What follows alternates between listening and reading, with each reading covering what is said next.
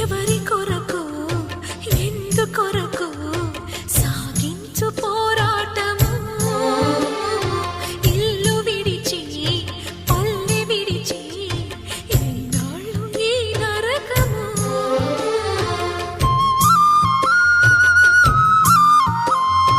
గుండెలో బాధలను దాచుకోవాలి నా పోరు బాటలో నీ తోడు కావాలి పల్లెనే ఇల్లుగా నువ్వు చూసుకోవాలి పంచాది నిర్మలకు చెల్లెవనిపించాలి ఈ